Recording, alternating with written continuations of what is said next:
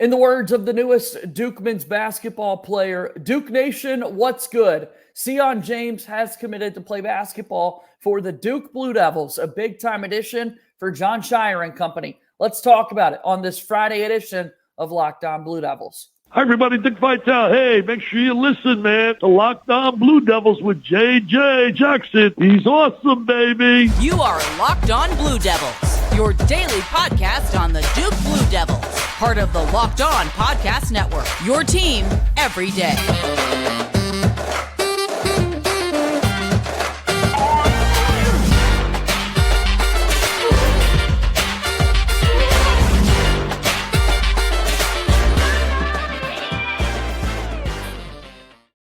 Hello, everybody, and welcome into another episode of the Locked On Blue Devils podcast. My name is JJ Jackson. So great to have you here with us on this Friday, May 10th, 2024. Locked On Blue Devils is your one-stop shop for everything going on in the life of Duke athletics. Enjoyed taking the opportunity to talk a little Duke football yesterday with our good buddy Josh Cox from Duke Football Talk Section 17 podcast.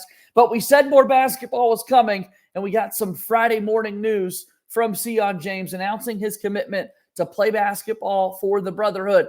Duke Nation, what's good, he says in a social media post. He is going to join this basketball team going into next season. And, of course, we've got to have Connor O'Neill on to talk about what it means for the Blue Devils, the next moves that they could possibly make, and so much more. If you have not done so already, please be sure to follow and subscribe to Locked On Blue Devils for free wherever it is that you get your podcasts. Leave us a 5-star rating and written review. Follow us on X at LO_Blue Devils. Follow me on X at _JJ_Jackson_. And then finally, make sure you watch our show each and every day on YouTube. A special shout out and hello to all of our everydayers that watch us each and every day. Comment down below on each of these videos. Like the video, share it with your friends, and most importantly, subscribe to our YouTube channel. Really do appreciate all the support. So without further ado, let's bring him on in. Locked On Blue Devils Nation, what's good? We've got Connor O'Neill here from Devils Illustrated, and we've got some Friday news, my friend. I hope you're doing well. Yeah. Breaking news on a Friday, always breaking news anytime, but it feels like especially on a Friday, it always pumps a little more juice in your blood. Right. It had been a little bit of a sleepy morning. I know you can attest with extra softball games. And this one had been coming in the pipe for a while. Like there was the Seon James visit, and it went well, as just about every visit does. And then there were crickets, and it wasn't like he was visiting 3 other places. It wasn't, there weren't other moving parts here, but it just kind of dragged a little bit. So it's good to have some resolution here and some confirmation is what essentially it is. Duke was looking for a guard. They got one, and they got another big guard. Size is certainly something that jumps out at you when you're watching him play basketball, and certainly when you're just simply looking at measurables, height and that sort of thing for a basketball player out there on the floor. What type of player is Seon James, Connor? Seon James is really strong and muscular. I just posted the photo up at Devils Illustrated, and he looks like he could double as a, big outside receiver or a receiver tight end type. He's got a body on him, which is good. It goes along with the theme this offseason with these transfer portal additions of Duke is getting stronger, tougher, more physical. And that's kind of what you have to do through the transfer portal. You can't go into the transfer portal and find a bunch of guys that don't know how to bang. Like if you go into the portal, you're looking to get more experienced and tougher. And that's what this program kind of needed, especially when you're bringing in 6 freshmen. It's really hard to ask freshmen to be experienced and tough when they're playing guys that are sometimes 5 and 6 years older than them. So this is what's needed. I think Duke got a good defensive player. My one reservation, and maybe we want to save this for later, but my one reservation is he doesn't strike me as much of a ball handler. So I think there's a problem down the road coming where Duke is going to start both of the guys that you look at and say those are point guards, like those are your initiators on offense between Tyrese Proctor and Caleb Foster. you're going to have Cooper Flagg running some point forward, but again, that's a starter. I think you have to bring some ball handling off the bench. That's one of the main weird check boxes that I think you have to have in looking at what you're bringing off your bench. And I don't know that this Duke team has a lot of it. But we can sort that all out 6 months from now. It's going to be sorted out over the summer. We're going to get, the scrimmage videos, and they're going to show me something like Mason Gillis running the point, and it's going to be like, oh yeah, okay, sure. That's what he could do. So we'll see how it plays out over the next, like I said, 6 months or whatever. This is my first thought of those scrimmage videos in quite some time, Connor. Notably, I sat there and charted scoring numbers, as people remember from scrimmage videos last summer. So I guess I have to bring out the calculator, man. Always remember, how many threes did Ryan Young hit in those scrimmage videos last summer? Yeah. And how many threes did Ryan Young take in the season this year? I think maybe one in November. No, yeah, for sure.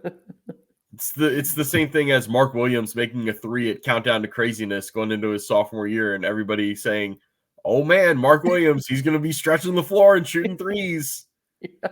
I think he took two. No, yeah, for sure.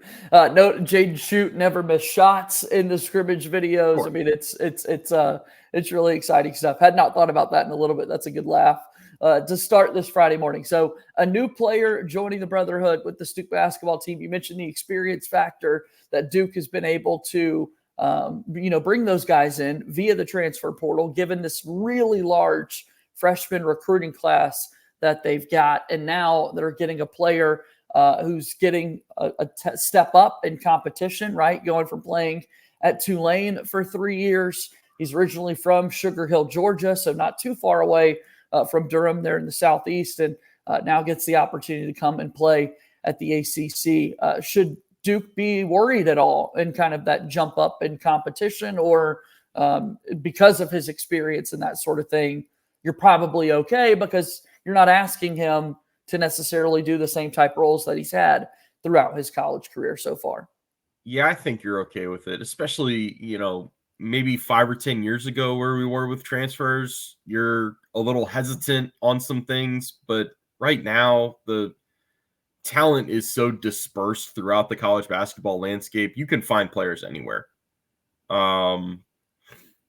He's coming from the AAC, which is not a power conference, but it's also not like the terrible. It's not like those leagues where Houston Baptist is, and where all the California directional schools like UC Irvine and Bakersfield, all those crazy name ones are. The picture that's up on the site is him driving against a Memphis player. Like, the AAC has players. The other part of it is he played 4 years in it. It's not like he played 2 years of JUCO, 1 year at another crappy conference, and then went to the AAC. He's spent 4 years in the same conference. I really don't think you're worried too much about level of competition and step up in competition. I mean, there's going to be a ramp, but it's not going to be all that dissimilar from the ramp that Duke's freshmen are going to have to go through.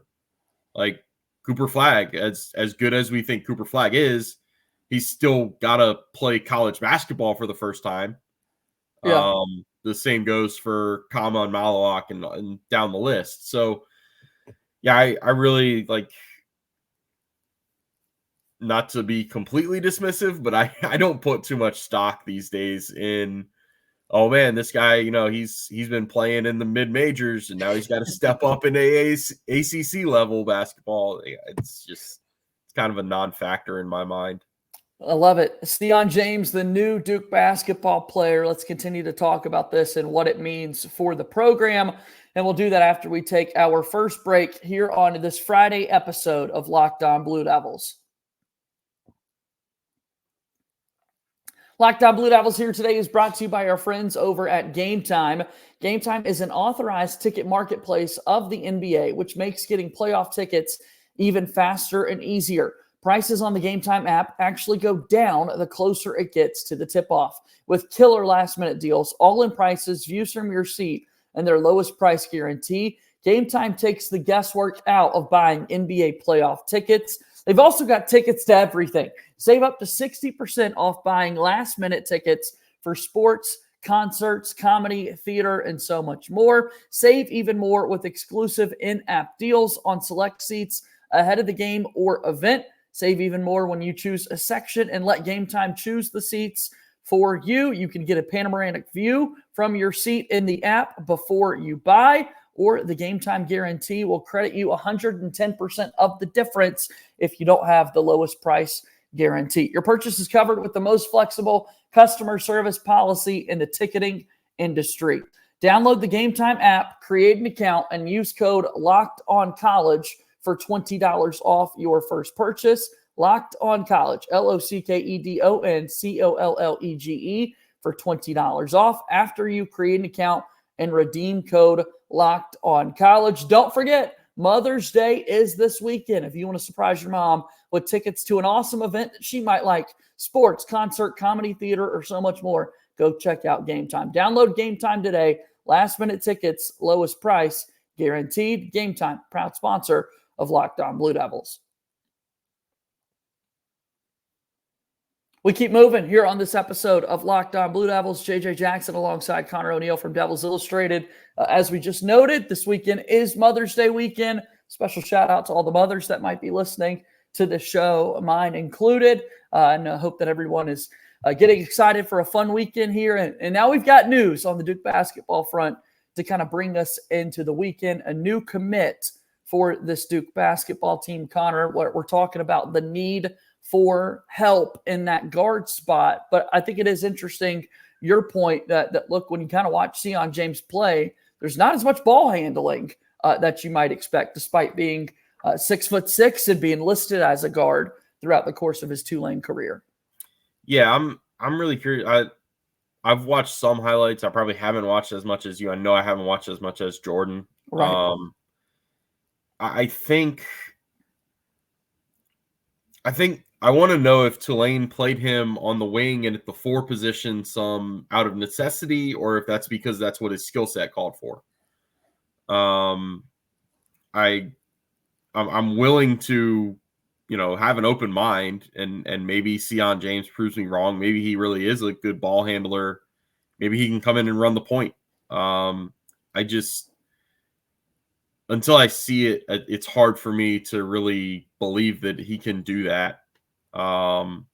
That's really my one reservation right now, especially when you consider, even though Duke still has those 2 open scholarships, it seems like those are going to be, there's not much traction in terms of adding contributors with those 2 scholarships. They're going to be more of the Kale Catchings, Neil Begovich type ads that are good practice players. Maybe if you're running out of bodies, put them in a game and tread water, but they're not going to be guys that come in and make an impact on winning games.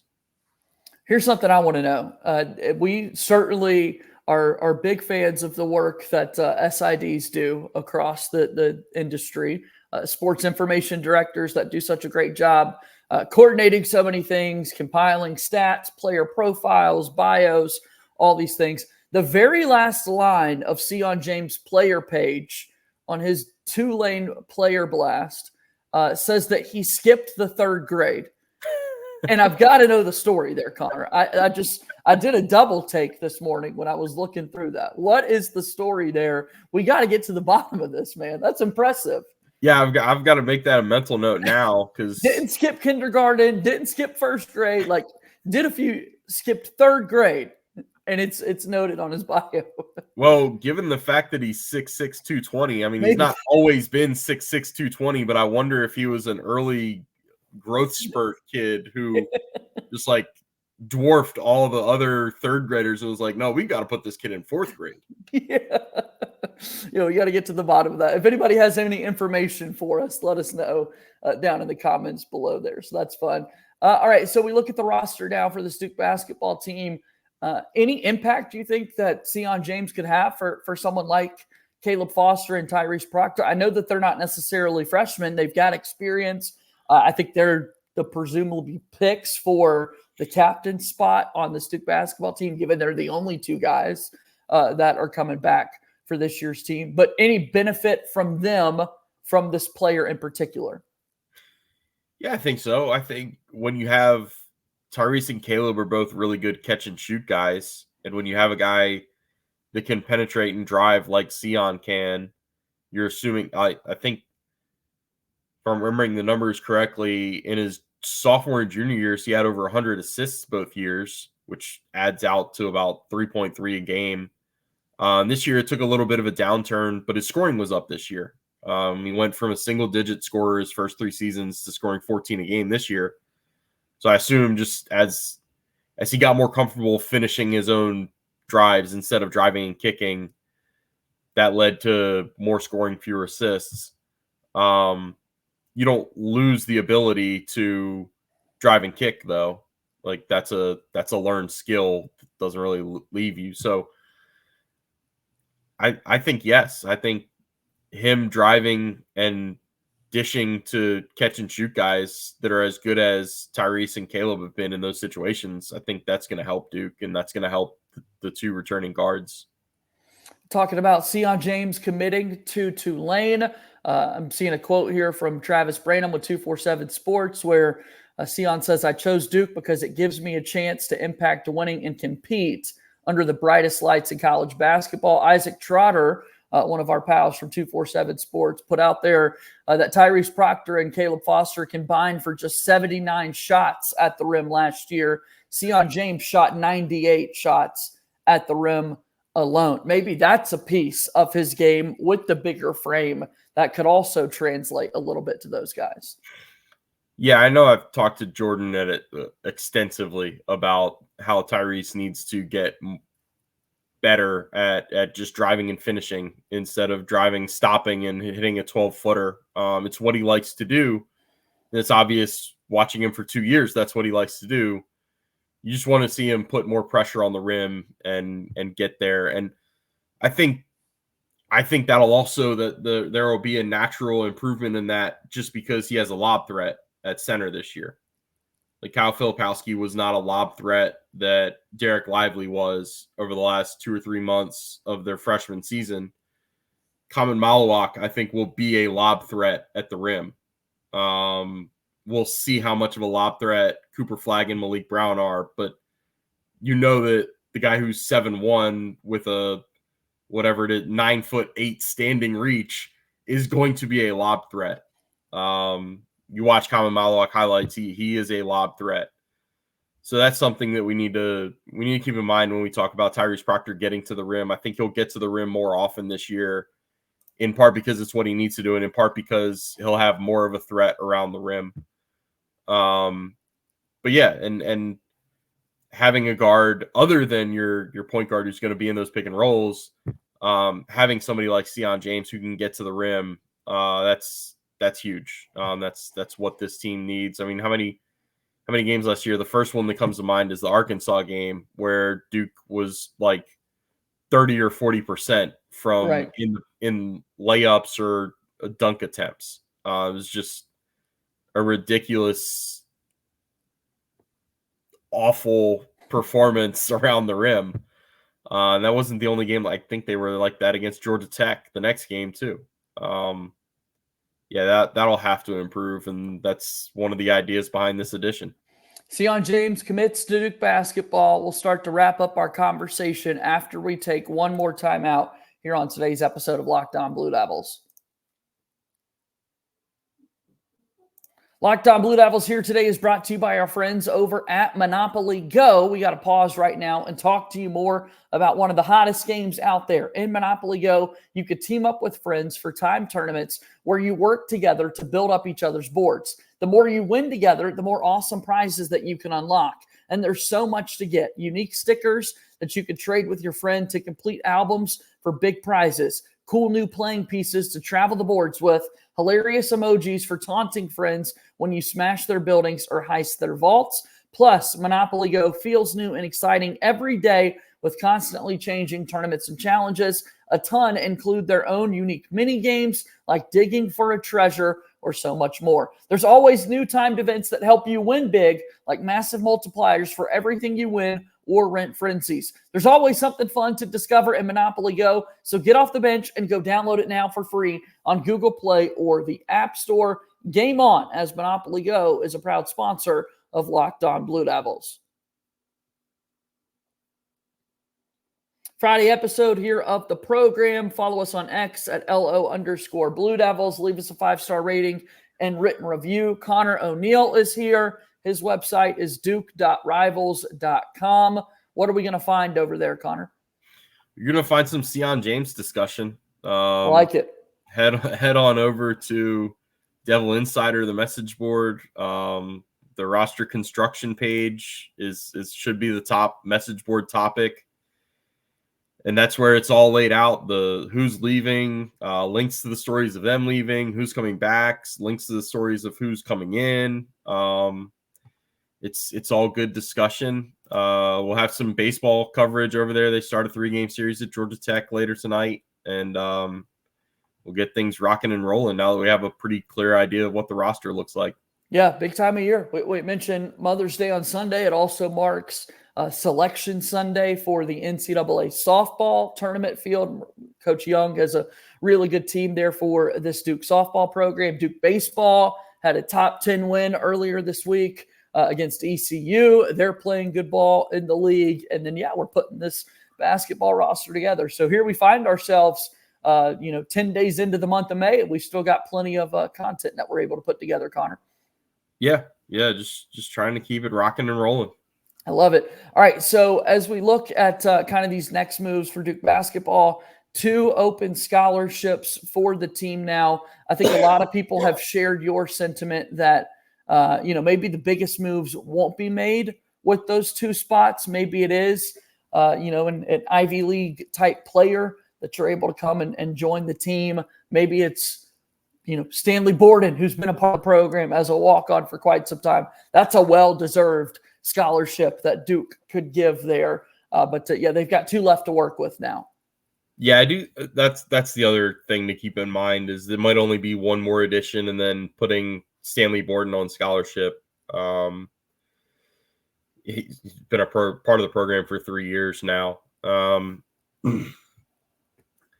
It's interesting.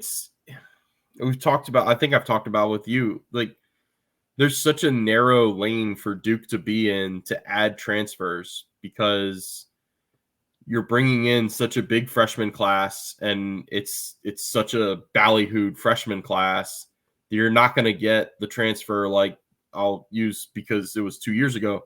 You're not going to get Baylor Shireman to come in because Baylor Shireman wants to come in with a guarantee that he's going to play 30 to 35 minutes and get the most shots on the team. You're not guaranteeing that to him to tell everybody that you've spent years recruiting, because high school recruiting is spending years recruiting. You're not going to tell all those kids that this guy you've recruited for a week or 2 all of a sudden has priority. So it gets really tricky to kind of find where Duke fits and who fits Duke is almost more the discussion than, how do I want to say this? Who fits Duke is more the discussion of what Duke needs to find. I might be able to phrase that a little better in a college. I like that. Yeah. But yeah, it's there's a lot of paring down before even like visits are arranged or anything like that. So that's why like this offseason, it's not like Duke went out and added stars in the transfer portal, but they added exactly what they needed to add. And the fact that they did it now after last year striking out on adding a center is really important. Like it's really important to prove to kind of, it's almost like you're proving it to yourself. John Shire didn't have to prove anything to himself, but he has that, hey, Duke can add impact players through the portal. There are players that are going to be in the portal that fit what Duke needs to bring in and that Duke can get them in. And that was where they missed on how many centers did we discuss last year at this time? Yeah. Whether they were in the portal or whether they weren't even in the portal. And now sorry, go ahead. Yeah, I was kind of finished like that. It's just you kind of get this feeling that the race is finished, at least for this year, even though you've got those 2 open scholarships, because they've added 3 guys that are all expected to be impact guys. And that's coming after a offseason where they swung and missed so many times for one spot. And this is where we're quick to remind people that race might be finished for the 2024-2025 team, right? But now, as we look at the calendar, it is May 10th. And in the recruiting world in particular, the race heats up back again in terms of those high school guys, because Coach Shire has not shied away from shied away from talking about we still want the elite level players in the high school ranks to come and play basketball at Duke. We've seen a couple of Nike EYBL and Adidas circuits already up and running, and that's only going to continue in the days and weeks to come. And no current commits beyond this class of freshmen that are set to arrive sometime in June. So now we get to turn our attention to the next group of guys. And I think it's important that Jon Scheyer once again kind of gets off on a good footnote there, because you never know after this upcoming season who is going to be a little dissatisfied and depart after a year. Yeah. That's kind of the cycle that Duke is in right now is, if I'm remembering the timelines correctly, this is John's first year that he's gone into the summer without a kid already committed. I mean, last year, I think Darren Harris had already committed. Yeah. 2 years ago, I think Caleb Foster was already in the boat. So it's interesting to look at what Duke does in the 25 class. You still expect with, Sion James and Mason Gillis both only have 1 year of eligibility. Malik Brown has 2 years. So maybe he stays at Duke for both years. I think we're kidding ourselves if we talk about Cooper Flagg or Common Malawak being around for a sophomore season. So you're already talking about some guys that are guaranteed departures from this year's team. You figure if Tyrese Proctor has the season that we think he's capable of and he stays healthy, he's not going to be a senior at Duke.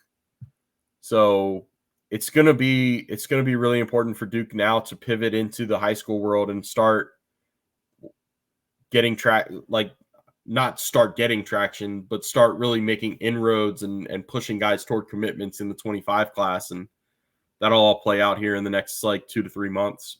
And we'll be following along, and there will be plenty of coverage. I know that Connor will put together over at duke.rivals.com, so go make sure you check it out. For now, a lot of things to go read and boards to join and interact with about the Seon James news joining Duke basketball. Thanks for spending a Friday morning with me here, Connor, and I'm glad that we had some news sort of to discuss here on the show today. My pleasure. Thanks, JJ. All right, that's Connor O'Neill joining us on the show. Again, duke.rivals.com. Devils Illustrated. Go check it all out for the great work over there. And that's going to do it for our show here today. Seon James is a Duke Blue Devil. Will play basketball with the Brotherhood for this upcoming season. That's going to do it for our show. As always, go Duke. I'll talk to you soon. My name is JJ Jackson. Thank you and good day.